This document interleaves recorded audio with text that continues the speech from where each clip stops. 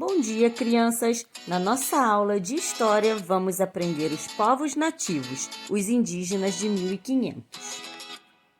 Os vestígios encontrados pelos arqueólogos nos dão pistas sobre como viviam há centenas de anos os povos nativos, aqueles habitantes originários das terras que hoje formam o Brasil. Estima-se que em 1500, quando os portugueses chegaram, viviam aqui mais de 1000 povos indígenas e uma população entre 2 milhões e 5 milhões de nativos. Nas primeiras décadas da colonização, os europeus tiveram mais contato com os grupos indígenas que ocupavam a faixa litorânea.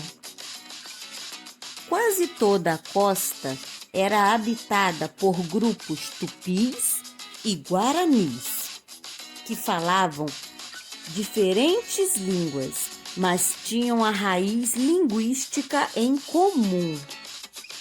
Assim, mesmo fazendo parte de grupos diferentes, conseguiam se comunicar.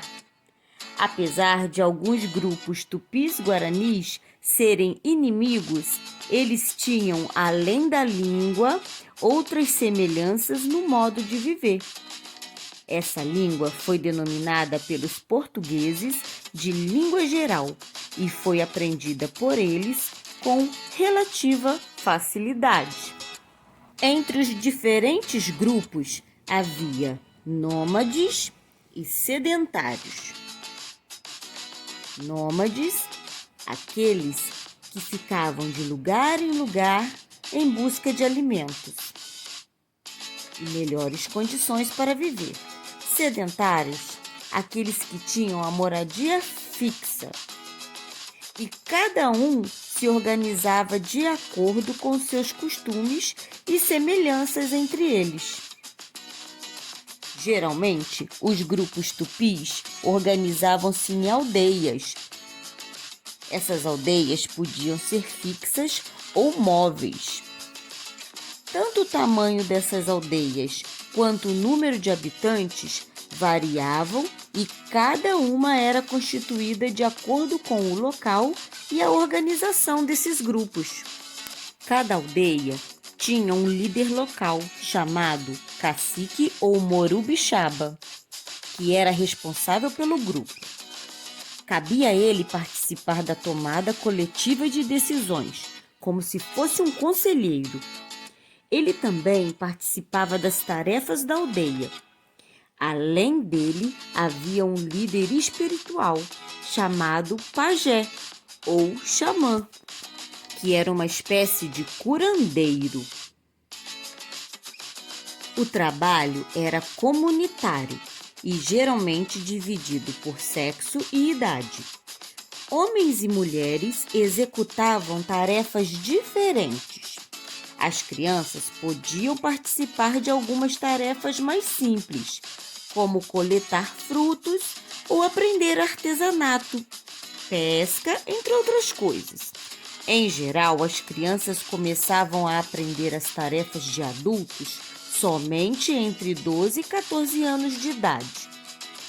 Na maioria, os indígenas andavam nus e enfeites no corpo que tinham diferentes significados, além de pinturas, de acordo com os costumes e tradições.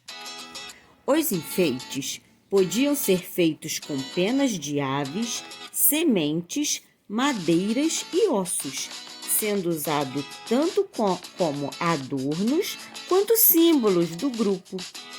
Já as pinturas tinham diversos significados e eram realizadas em rituais religiosos, funerários e festivos, ou como marcas na hora de luta ou guerra entre grupos rivais. A tinta dessas pinturas era fabricada com elementos da natureza, como o urucum. O urucum é um fruto vermelho de uma árvore chamada urucuzeiro. Seu nome vem do tupi, que significa vermelho. As populações indígenas de hoje são descendentes dos povos que habitavam o Brasil em 1500. Portanto, têm em comum antepassados, história e origem. O que caracteriza um indígena é ele identificar-se como tal e ser reconhecido pelo grupo como um de seus membros. Para isso, o indígena não precisa necessariamente viver junto a esse grupo, em um território delimitado. Mesmo vivendo em lugares fora da comunidade indígena, ainda assim fará parte dela. Atualmente, muitos indígenas vivem em comunidades demarcadas, reservas ou terras indígenas, em locais isolados ou nas cidades. A cultura brasileira é formada, entre outras contribuições, por hábitos e costumes legados pelos povos nativos. Podemos encontrar diferentes heranças indígenas em nossos hábitos. Por exemplo, o uso de redes para dormir. Essa é uma herança indígena que nós temos no nosso dia a dia. O uso de instrumentos de pesca, como as redes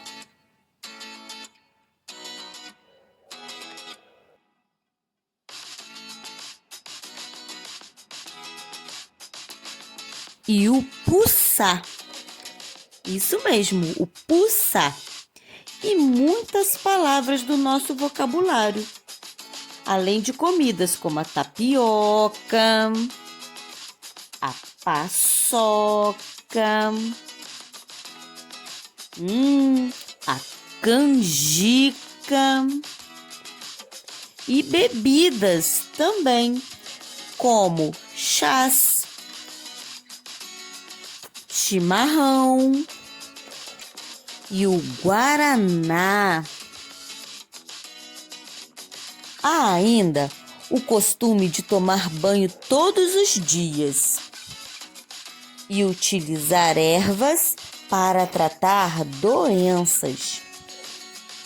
Muitos mitos do folclore brasileiro têm origem indígena, como, por exemplo, o Curupira.